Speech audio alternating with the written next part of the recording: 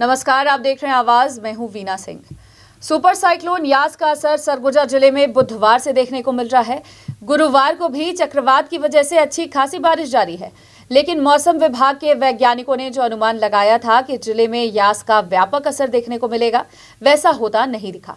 इसके पीछे की वजह वैज्ञानिक मान रहे हैं कि यास चक्रवात ने अपनी दिशा बदल ली है।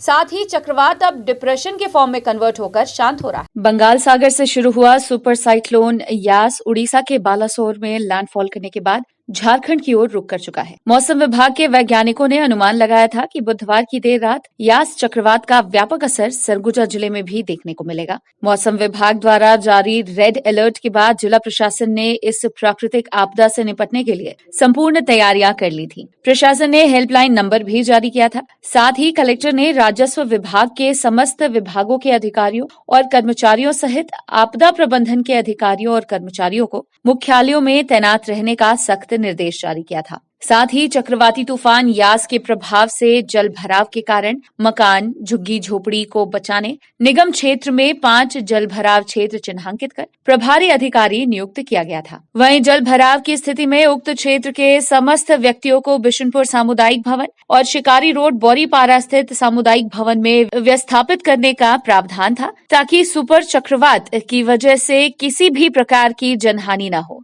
लेकिन जिस तरह का मौसम विभाग ने अनुमान लगाया था कि यास चक्रवात का असर सरगुजा जिले में व्यापक पैमाने पर देखने को मिलेगा और 40 से 60 किलोमीटर प्रति घंटे की रफ्तार से हवाएं चलेंगी, वैसा होता नहीं दिखा। इसके पीछे की वजह मौसम विभाग के वैज्ञानिक मान रहे हैं कि झारखंड पहुंचने के बाद रात के दौरान पहाड़ से टकराने के बाद चक्रवात ने पूर्वी उत्तर प्रदेश की ओर दिशा बदल ली है, जिस वजह से सरगुजा जिले के शहरी क्षेत्र में इसका व्यापक असर देखने को नहीं मिला। हालांकि ऊंचाई क्षेत्र में बसे मैनपाट में चक्रवात की वजह से तेज हवाएं जरूर चली। इधर चक्रवात का प्रभाव कम होने की वजह से जनजीवन प्रभावित होने से बच गया। इसके अलावा मौसम विभाग के वैज्ञानिकों का कहना है कि चक्रवात की वजह से आने वाले 2 दिनों तक जिले भर में बारिश होती रहेगी। हालांकि सुपर साइक्लोन का प्रभाव अब कम हो चुका है। साथ ही डिप्रेशन में जाने की वजह से यास अब शांत होने के कगार पर है। देखिए, यास जो है एक्सपेक्टेड था कि उसका प्रभाव मतलब इतना पड़ सकता है, लेकिन वो रात से थोड़ा उसमें रिकर्व हुआ और वो पूर्वी उत्तर प्रदेश की तरफ बढ़ना शुरू हुआ, कमज़ोर होता हुआ, और अभी वो डीप डिप्रेशन के फॉर्म में था, जो थोड़ी देर में डिप्रेशन के फॉर्म में कन्वर्ट होके शांत हो जाएगा वो। तो उसके चलते उसका जो विशेष प्रभाव था झारखंड तक तो था। झारखंड में गुमला, लोहरदगा, लातेहार इधर भारी बारिश और तेज़ आंधी की सूचनाएं हैं, और अपने उत्तर छत्तीसगढ़ के सरहदी इलाके जो हैं उनमें धीरे धीरे ये प्रभाव कम होता गया। और चूँकि इस क्षेत्र में काफ़ी पहाड़ हैं, तो उन पहाड़ों से टकरा करके उनके जो वेव थे वो उधर ही मतलब रुकते चले गए या मुड़ते चले गए, जिसके चलते अपने यहाँ शहर में प्रभाव उसका कम दिखा। हाँ, मतलब इसीलिए हवा नहीं चली। एक तो दूर भी था और दूसरा बीच में काफ़ी पहाड़ थे, और वो थोड़ा सा रिकर्व भी हुआ, टर्न भी हुआ। वो वजह क्या है? तो दिशा बदलने की वजह क्या हो? दिशा बदलने का सामान्य इसका ये रहता है कि जब जिस रास्ते से वो चलता है उस रास्ते में अगर कोई बड़ा पहाड़ आ जाए जिससे टकराए वो, तो टकरा करके फिर वो जिधर उसको खाली जगह मिलता है उधर वो बढ़ जाता है। मतलब अब ये समझा जाए कि अब वो जो प्रेडिक्शन लगाया था वो ऐसा असर, हाँ, अब उसकी संभावना कम है। हाँ, लेकिन उसके जो शेषांश हैं, रिमिटेंट बोलते हैं जिसको, उसके रिमिटेंट से अभी बारिश का क्रम जारी रहेगा और 1-2 दिन तक बारिश अभी संभावित रहेगी। सूरजपुर जिले में भी यास चक्रवात का असर पिछले 2 दिनों से देखने को मिल रहा है। जिले में मौसम का मिजाज बदला हुआ है। बुधवार से ही आसमान में बादल छाए हुए हैं और रुक रुक कर बारिश भी हो रही है। गुरुवार को भी जिले में अच्छी खासी बारिश हुई। वहीं सूरजपुर में चक्रवाती तूफान यास के संभावनाओं को देखते हुए कलेक्टर गौरव कुमार सिंह ने आपदा से निपटने के लिए प्रशासनिक अधिकारियों को सतर्क रहने का निर्देश दे दिया है। साथ ही नगरीय निकाय से लेकर पंचायत स्तर तक अधिकारियों और कर्मचारियों को मुख्यालयों में उपस्थित रहने का निर्देश दिया है। वहीं विद्युत व्यवस्था को भी दुरुस्त रखने के लिए अधिकारियों को निर्देशित किया गया है। पूरे जिले को अलर्ट मोड में कर दिया गया है। मेरे द्वारा बैठक भी ले ली गई है। बिजली विभाग, राजस्व विभाग, पंचायत विभाग, होमगार्ड से जुड़े हुए लोगों को सबको उसमें अलर्ट मोड में रखा गया है कि अगर कहीं पर भी ऐसी कोई स्थिति बनती है, क्योंकि जो पूर्वानुमान है उस हिसाब से अगर हुआ तो हमारे ज़िले का कुछ हिस्सा प्रभावित हो सकता है। उसको लेकर पूरी तैयारी कर ली गई है। अगर कहीं पर भी कोई ऐसी स्थिति बनती है तो वहाँ ये भी निर्देशित किया गया है कि जो स्थल चिन्हित किए गए हैं अगर लोगों को वो भी करना पड़ता है तो उसकी भी तैयारी पूरी कर ली गई है। वन विभाग को भी अलर्ट मोड में रखा गया है कि अगर कहीं पर वृक्ष कुछ गिरते हैं कुछ होता है तो उसको तत्काल निराकरण किया जाए। बिजली विभाग को भी सारे लोग पूरे अलर्ट मोड में हैं।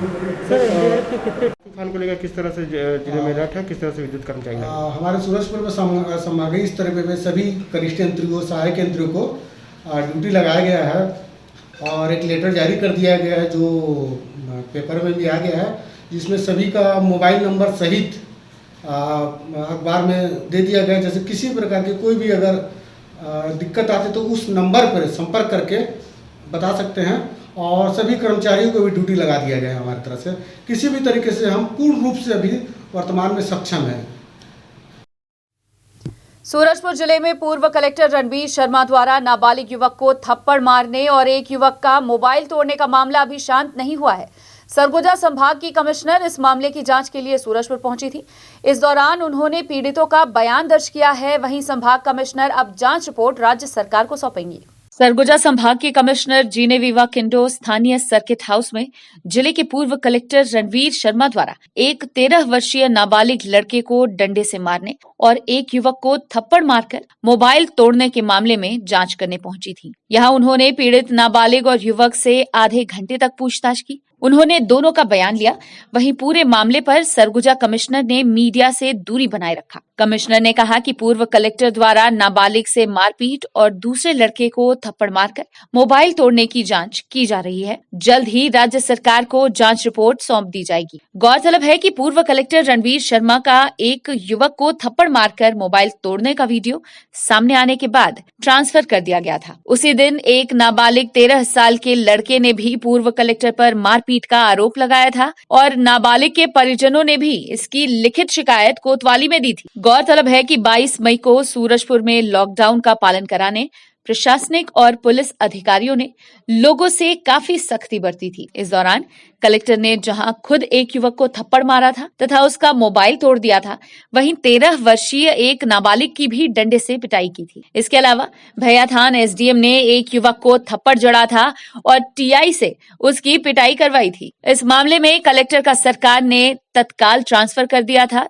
तो शाम तक एसपी ने टीआई को लाइन अटैच किया था। वहीं थप्पड़ मारने के बाद भी एसडीएम पर कोई कार्यवाही नहीं हुई, जबकि थप्पड़ का वीडियो भी वायरल हुआ था। गौरतलब है कि एसडीएम के खिलाफ कार्यवाही नहीं किए जाने का विरोध लोगों के द्वारा किया जा रहा है। सोशल मीडिया पर नागरिक इस मामले को लेकर अपनी प्रतिक्रियाएं दे रहे हैं।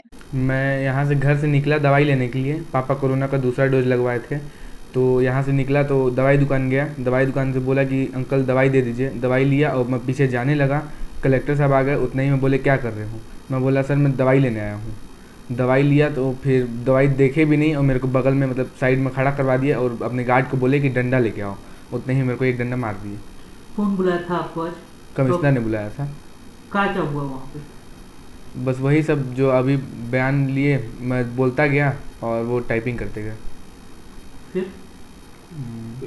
फिर मेरे प्रिंट आउट किए, फिर मेरा सिग्नेचर लिए। कितने घंटे तक ये कार्रवाई चली आपके साथ? आधा घंटे के साथ। खबरों का सिलसिला जारी रहेगा। लौटते हैं एक छोटे से ब्रेक के बाद। प्यूरिल केयर 2011 से निरंतर अपनी सेवाएं प्रदान करते आ रहे हैं। यहाँ पर आपको मिलता है प्योर मिल्क और सभी मिल्क प्रोडक्ट्स। आप हमारे प्रोडक्ट्स को हमारे किसी भी नजदीकी प्यूरिल केयर शाखा से अथवा हमारे प्यूरिल केयर ऐप को प्ले स्टोर से डाउनलोड करके प्राप्त कर सकते हैं। हमारा कस्टमर केयर नंबर है 8871110770। Neha annex the complete family mart, किराना, सब्जी, कॉस्मेटिक के लिए संपर्क करें। फ्री होम डिलीवरी की सुविधा उपलब्ध। तो आज ही डाउनलोड करें नेहा एनेक्स अपने गूगल प्ले स्टोर से और लॉकडाउन में भी फ्री होम डिलीवरी का लाभ उठाएं। Address Neha annex complete family mart, पुराना bus stand, Ambikapur. Mobile number 700593 3319। VM internet service शहर का सबसे सस्ता high speed fibre internet service 100 Mbps मात्र 700 रुपए में विद टैग। तो चाहे वर्क फ्रॉम होम हो या ऑनलाइन क्लास, याद रखें VM इंटरनेट सर्विस। अधिक जानकारी के लिए संपर्क करें Vande Mahamaya cable network. VM internet service, Alaknanda complex, प्रथम तल, Agrasen Chowk, Ambikapur, Surguja. Mobile number 9111785555 7440765555।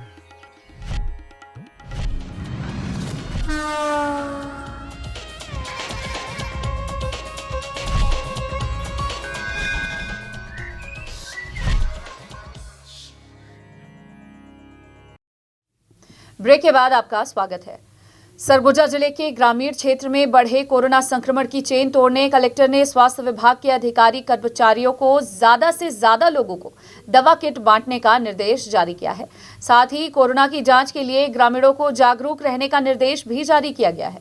Surguja collector Sanjeev Kumar Jha ने बुधवार को ग्रामीण एवं शहरी कोविड निगरानी दलों की ऑनलाइन बैठक लेकर होम आइसोलेशन में रह रहे मरीजों की निगरानी की समीक्षा की। उन्होंने कहा कि ग्रामीण क्षेत्रों में संक्रमण की चेन तोड़ने के लिए संक्रमित व्यक्ति के संपर्क में आए अधिक से अधिक व्यक्तियों को दवा किट उपलब्ध कराकर उन्हें खिलाएं भी। गांव में होम आइसोलेशन के नियमों का पूरी तरह से पालन संभव नहीं है। ऐसे में संक्रमण को रोकने घर के सभी सदस्यों को दवा किट देकर खिलाना जरूरी है। कलेक्टर ने जनपदवार कोरोना मरीजों की संख्या तथा उपलब्ध कराए गए दवा किट की समीक्षा की। उन्होंने मैनपाट और लखनपुर में मरीजों की संख्या के हिसाब से कम लोगों को दवा किट बांटने पर दोनों विकासखंड के BMO को निर्देशित करते हुए कहा कि दवा वितरण में कमी न हो।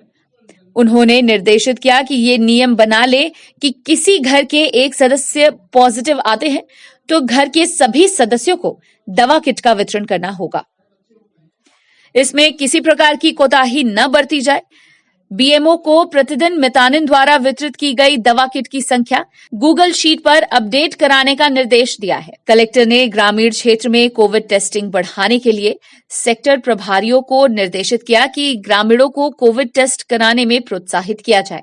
इसके साथ ही टेस्टिंग टीम की भी समय समय पर टेस्ट कराई जाए। उन्होंने कहा कि होम आइसोलेशन के किसी भी मरीज को मेडिकल टेस्ट के लिए शहर आने की जरूरत हो तो सेक्टर प्रभारी उसे पर्चे लिख कर देंगे, जिसमें नाम, पता तथा होम आइसोलेशन की तिथि अंकित होनी चाहिए।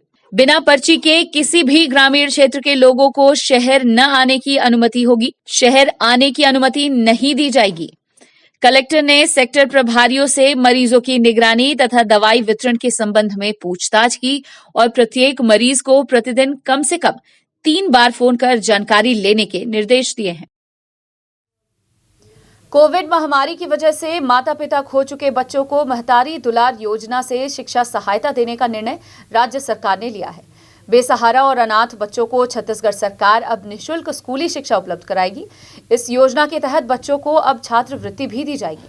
राज्य शासन द्वारा कोविड-19 महामारी से मृत व्यक्तियों के बेसहारा अनाथ बच्चों को निःशुल्क स्कूली शिक्षा प्रदान करने हेतु छत्तीसगढ़ महतारी दुलार योजना लागू की गई है। ये योजना शैक्षणिक सत्र 2021-22 से संपूर्ण छत्तीसगढ़ में लागू होगी तथा क्रियान्वयन स्कूल शिक्षा विभाग द्वारा किया जाएगा। पात्रता के लिए छत्तीसगढ़ का निवासी होना अनिवार्य होगा। ऐसे बच्चे जिनके कमाने वाले माता या पिता या दोनों की मृत्यु कोविड-19 से हुई हो, स्कूली शिक्षा प्राप्त करने हेतु आयु संबंधित पात्रता रखता हो, जिनके घर में कमाने वाले वयस्क सदस्य न रहने के कारण भरण पोषण की समस्या उत्पन्न हो गई हो, ऐसे बच्चों को इस योजना का लाभ मिलेगा। पात्र बच्चों को प्रदेश के शासकीय स्कूलों में निःशुल्क शिक्षा राज्य शासन द्वारा संचालित स्वामी आत्मानंद उत्कृष्ट अंग्रेजी माध्यम विद्यालय में प्रवेश में प्राथमिकता दी जाएगी। ऐसे बच्चे जिनके माता पिता दोनों की कोरोना से मृत्यु हो गई है, उनके शिक्षा का संपूर्ण व्यय शासन वहन करेगी। जिनके कमाने वाले माता या पिता की मृत्यु हो गई है, उन्हें निःशुल्क शिक्षा दी जाएगी। पात्र छात्र को उच्च शिक्षा के लिए प्रोत्साहन दिया जाएगा। प्रतिभावान छात्रों को व्यावसायिक पाठ्यक्रम में प्रवेश हेतु प्रशिक्षण अथवा कोचिंग सुविधा उपलब्ध कराई जाएगी। कक्षा 1 से 8वीं तक 500 रुपए तथा 9वीं से 12वीं तक 1000 रुपए प्रतिमाह छात्रवृत्ति दी जाएगी। कोरोना रोधी टीकाकरण अभियान में टीके की बर्बादी के आंकड़ों को लेकर केंद्र और राज्य सरकार के बीच नया विवाद खड़ा हो गया है। पिछले दिनों केंद्रीय स्वास्थ्य मंत्री डॉक्टर हर्षवर्धन के साथ वीडियो कॉन्फ्रेंसिंग में प्रेजेंटेशन के दौरान केंद्रीय स्वास्थ्य मंत्रालय ने छत्तीसगढ़ में 50% टीकों का वेस्टेज दिखाया था। अब राज्य सरकार ने केंद्र को पत्र लिखकर कहा है कि छत्तीसगढ़ में वैक्सीन की बर्बादी 1% से भी कम है। मंत्रालय अपना डेटा ठीक कर ले। गौरतलब है कि 21 मई को वीडियो कॉन्फ्रेंसिंग में हुई बैठक में केंद्रीय स्वास्थ्य मंत्री डॉक्टर हर्षवर्धन ने कहा था कि उनके पोर्टल में कोई तकनीकी दिक्कत है जो अपव्यय का प्रतिशत बढ़ा दे रहा है। उस बैठक में हमें आश्वासन दिया गया था कि केंद्रीय स्वास्थ्य मंत्रालय इस मुद्दे को सुलझाने के लिए राज्यों से बातचीत करेगा ताकि सही आंकड़े सार्वजनिक किए जा सकें। और अफसोस होती है ऐसे ही जारी किए गए बयानों से कि राज्य और केंद्र के बीच में अच्छे संबंध बन के काम कैसे होगा।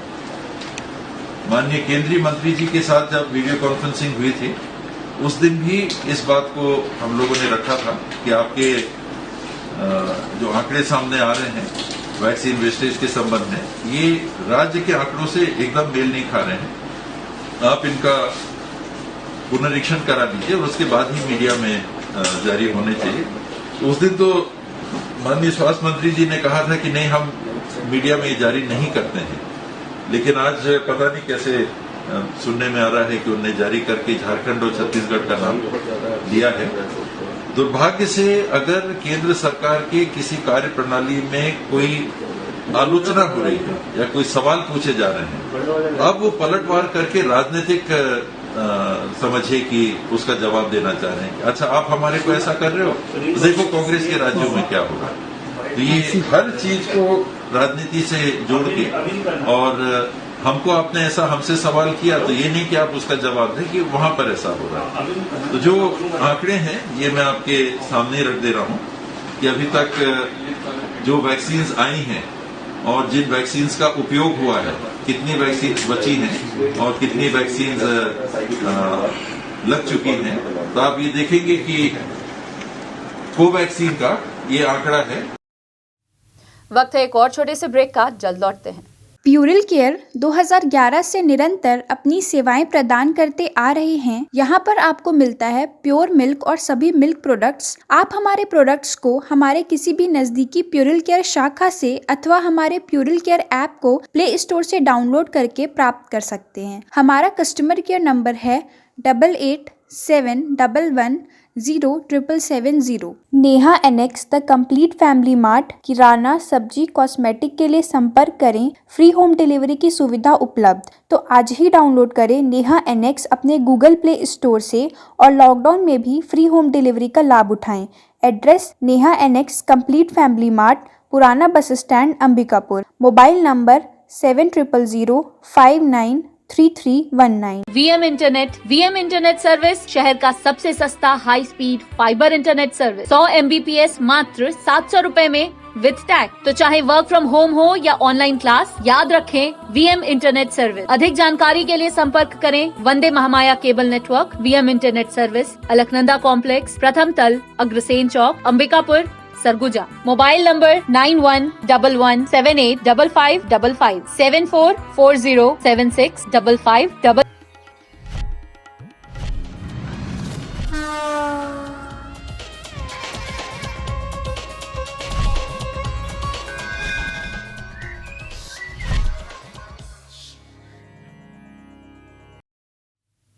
ब्रेक के बाद आपका स्वागत है। बढ़ते हैं अगली खबर की ओर। कोरोना आपदा से निपटने के लिए खाद्य मंत्री अमरजीत भगत लोगों को राहत पहुंचाने के लिए हर संभव प्रयास कर रहे हैं। इसी कड़ी में जशपुर जिले के प्रभारी मंत्री अमरजीत भगत ने मांग अनुरूप कोविड उपचार सामग्री को हरी झंडी दिखाकर रवाना किया है।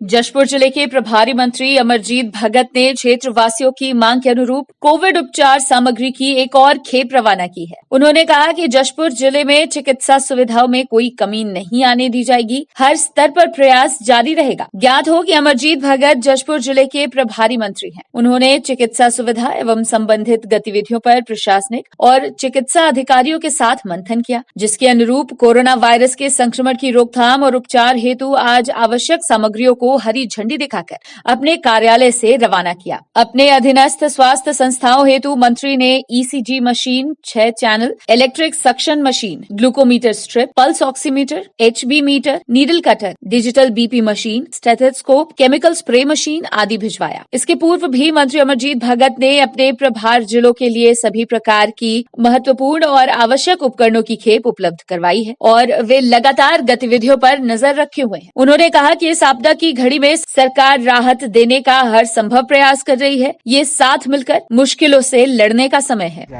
किन जिलों में काम आएगा?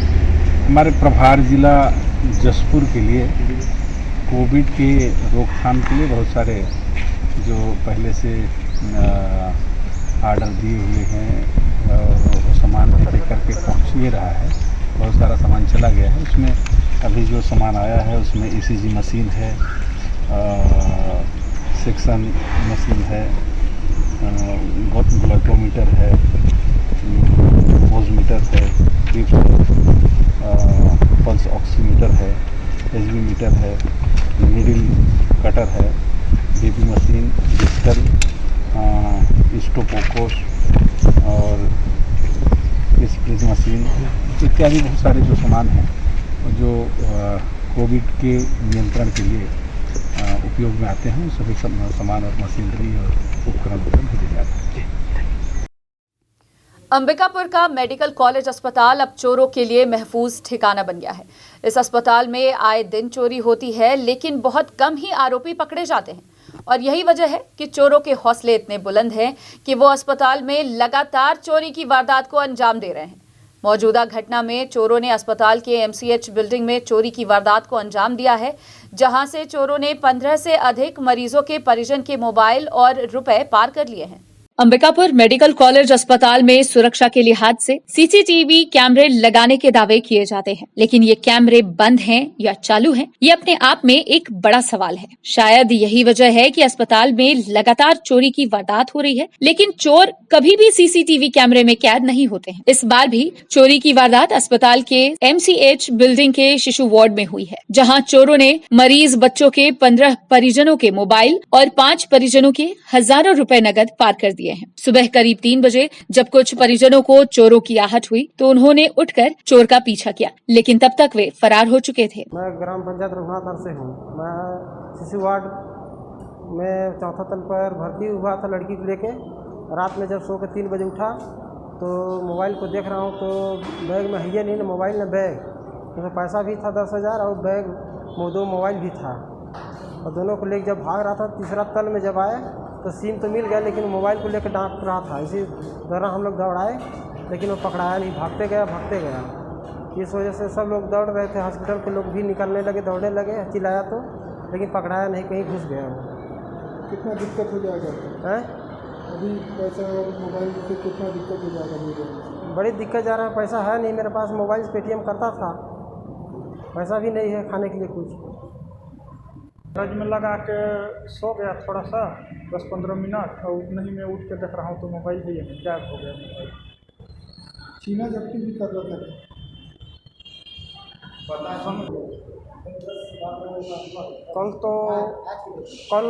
कल भी 2-3 मोबाइल चोरी हुआ है।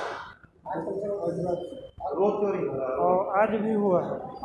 हाँ आज 8 मोबाइल की चोरी। आज 8 मोबाइल, कल करीबन 4-5 मोबाइल कल चोरी हुआ।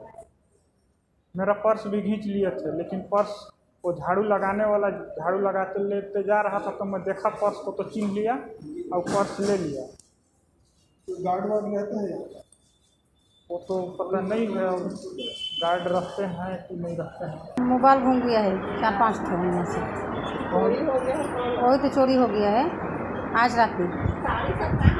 और आपको कहाँ से घुसा है पर मालूम नहीं है, उसका चेहरा हम लोग नहीं देखेंगे कहाँ से। कितने लोग का चोरी हुआ? 5 आदमी का। और क्या क्या चोरी? इन लोग का कागज, सारी, आधार कार्ड, बैग, सारी इनका ले गया था तो फेंक दिया है बैग रास्ता में। कितना दिक्कत हो जाएगा अभी? बहुत दिक्कत है अभी। पैसा वैसा का दिक्कत हो जाएगा? हैं? पैसा का दिक्कत हो जाएगा? क्या क्या चीज़ का दिक्कत? सब चीज़ का दिक्कत है। मोबाइल का तो ज़्यादा है, आधार कार्ड का ज़्यादा है, वोट का आइडेंटिटी कार्ड का ज़्यादा है, रेशन कार्ड का ज़्यादा है दिक्कत। मोबाइल का कितना कुछ था मोबाइल। मेडिकल कॉलेज अस्पताल में इतनी बड़ी चोरी की वारदात के बाद जब हमने प्रबंधन से इस घटना की जानकारी ली तो उन्होंने ऐसी किसी प्रकार की सूचना होने से इनकार कर दिया, जबकि तब तक चोरी की घटना को घंटों बीत चुके थे। इतना ही नहीं, अस्पताल के अधीक्षक की माने तो ऐसी घटना को सीसीटीवी फुटेज में देखा जाएगा, लेकिन मोबाइल चोरी के मामले में पुलिस मोबाइल लोकेशन के हिसाब से कार्यवाही कर सकती है। जानकारी के मुताबिक मरीजों और उनकी जान माल की सुरक्षा के लिए अस्पताल में सीसीटीवी कैमरे के अलावा गार्ड्स की भी तैनाती की गई है। लेकिन चोरी की इस घटना और अस्पताल अधीक्षक के बयान से ये लगता है कि अस्पताल में सुरक्षा के उपाय केवल दिखावे के लिए हैं। मेरे को अभी जानकारी नहीं हुई है, मेरे पास ऐसा किसी तरह की शिकायत नहीं आई है, लेकिन जैसा कि आपने बताया यदि ऐसा कुछ हो रहा है तो गलत है। हम उसका थोड़ा सा लोगों को सतर्क रहने के लिए निर्देश दिया गया है कि यहाँ पर अपना सामान, अपना मोबाइल, पर्स वगैरह अपना स्वयं सुरक्षित रखें और कोई भी थर्ड पर्सन आता है, कोई भी ऐसा संदिग्ध लोग आते हैं उसको तत्काल सूचित करें। और हम लोग कोशिश करेंगे ऐसे कोई संदिग्ध व्यक्ति यहाँ घूमते हुए उसको इन्वेस्टिगेट करके पुलिस को उसकी जानकारी पुलिस को देंगे। पुलिस अपने स्तर पे इसकी जांच करेगी। और जहाँ तक मोबाइल चोरी का है तो मोबाइल तो साइबर सेल को देने से मोबाइल कई बार उसका लोकेशन पता चल जाता है। इससे शायद साइबर सेल का हेल्प लेना पड़े तो जैसे भी परिजनों का शिकायत आएगा हम उसको साइबर सेल को देंगे। इससे पहले भी पिछले वर्षों में अस्पताल से सैकड़ों मरीजों के परिजनों के साइकिल, मोटरसाइकिल और मोबाइल समेत कई अन्य सामग्रियों की चोरी हो चुकी है। बावजूद इसके पुलिस और अस्पताल प्रबंधन नींद में सोया हुआ है। बहरहाल 15 मरीज के परिजनों के मोबाइल और हजारों रुपए नकद की चोरी होने के मामले में पुलिस आरोपियों तक कब तक पहुंचती है, ये देखने वाली बात होगी। अंबिकापुर से आवाज के लिए सोनू केदार की रिपोर्ट। बुलेटिन में फिलहाल सिर्फ इतना ही। शहर से जुड़ी खबरों के लिए देखते रहिए आवाज। इस न्यूज के स्पॉन्सर हैं वीएम इंटरनेट, अलकनंदा कॉम्प्लेक्स, प्रथम तल, अग्रसेन चौक, अंबिकापुर, सरगुजा, छत्तीसगढ़।